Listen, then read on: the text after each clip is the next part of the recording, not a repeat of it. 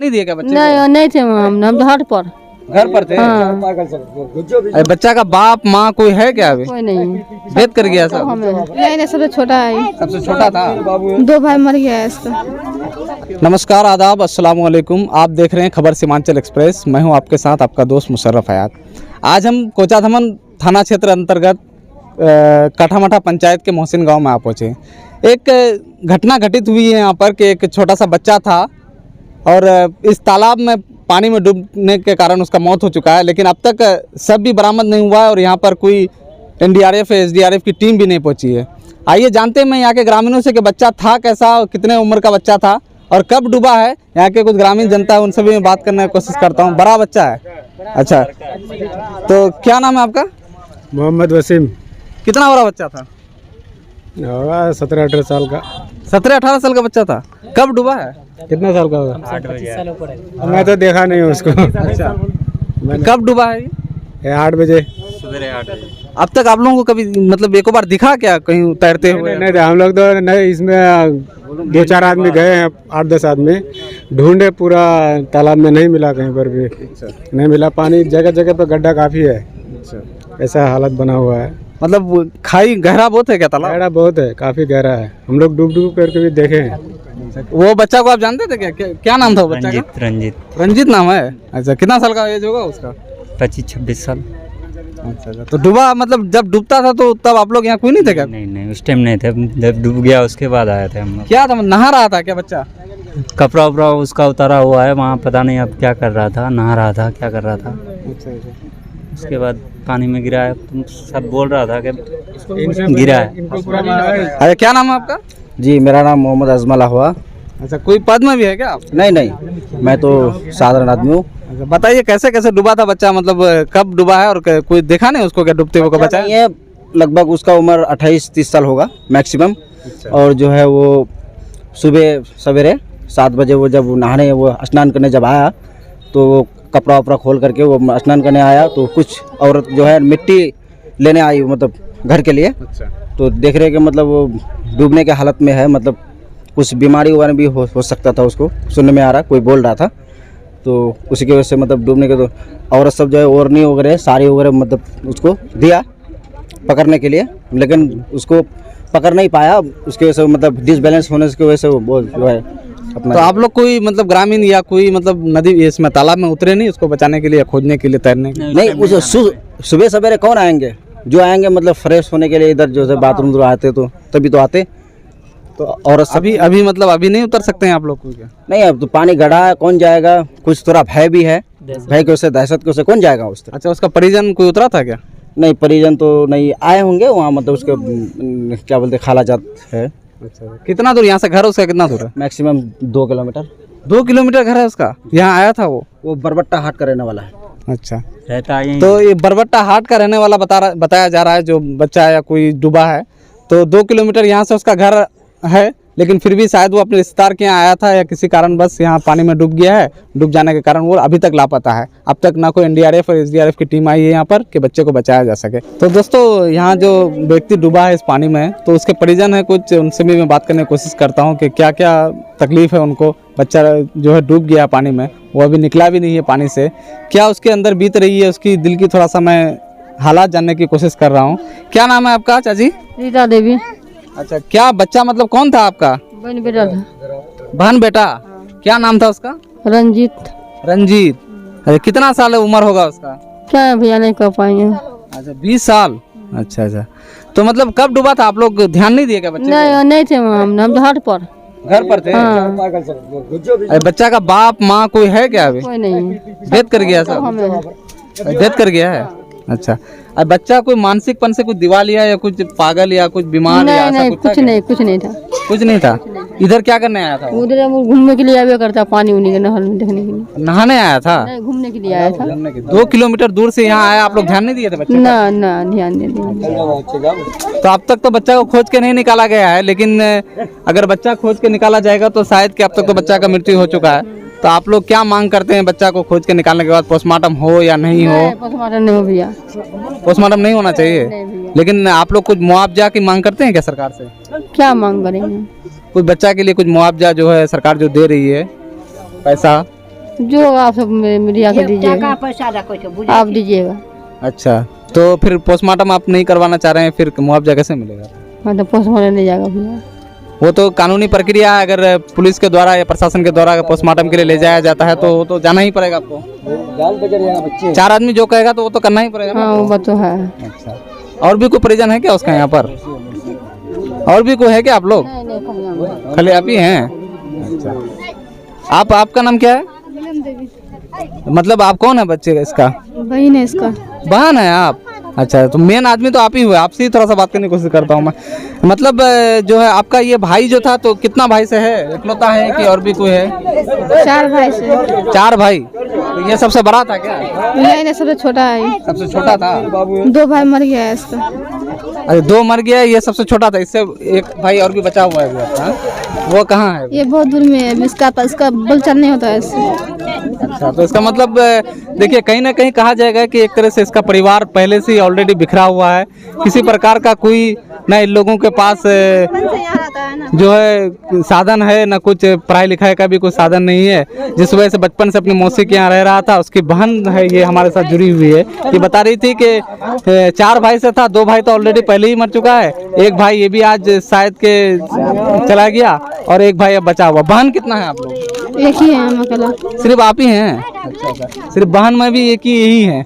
तो कहीं ना कहीं बहुत ही दुख का बात है, और परिवार के अभी जो है संभलने का जो है कुछ आसरा नहीं है, और इन लोगों को चाहिए कि सरकार के द्वारा कुछ आर्थिक मदद भी दिया जाए। इस तरह के लोगों को, यहाँ के जनप्रतिनिधियों को भी सोचना चाहिए कि सरकार के द्वारा कुछ आर्थिक मदद मिले। और कहीं ना कहीं आप कुछ मांग करते हैं क्या सरकार से? मम्मी बोलेगा यही।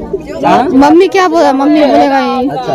काम करो। तो देखिए, इन लोग अभी बोलने के भी मूड में नहीं है, चूंकि दुखों का पहाड़ टूट पड़ा है ऑलरेडी। क्योंकि पहले से भी इनके घर में मृत्यु हो चुका, बाप भी इस बच्चे का नहीं है और माँ भी नहीं है। खाला के यहाँ बच्चा रह रहा था और आज डूबने के कारण मृत्यु हो चुका। तो कहीं ना कहीं कुल मिलाकर काफ़ी असमंजस में है परिवार, काफ़ी दुख में है। और इस दुख की घड़ी में मैं भी यहाँ लोगों को देखने के लिए आया, लोगों को, इन लोग से रिपोर्टिंग भी किया, और देखता हूँ कि कुछ ना कुछ जो है थोड़ी सी लापरवाही भी है गार्जियन की, कि बच्चे को छोड़ दिया पानी में जाने के लिए, और जिस कारण से बच्चा यहाँ पर डूब के मर गया।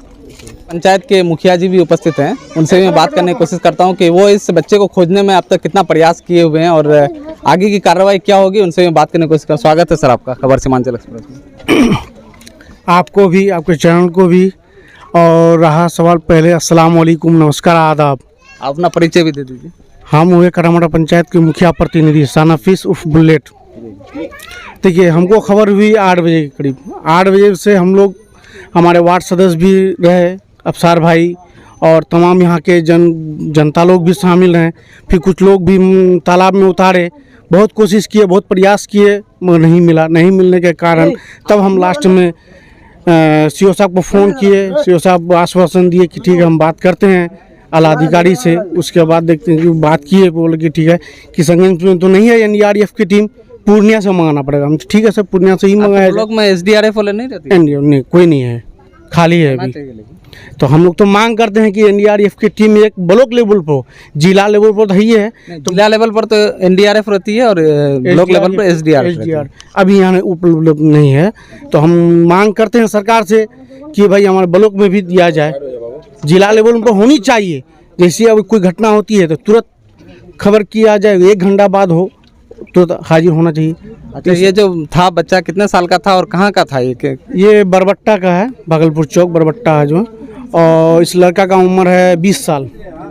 किसका बेटा था? क्या बाप का नाम क्या? बाप का क्या नाम है उसका? वासुदेव। चलिए, उसका नाम क्या है? उसका नाम क्या है? रंजीत कुमार नाम है। रंजीत कुमार नाम है। चलिए, तो कोई बात नहीं। देखिए, आप लोगों के द्वारा जब अथक प्रयास किया गया कि NDRF की टीम आए, लेकिन किशनगंज यहाँ से लगभग 30 किलोमीटर होगी।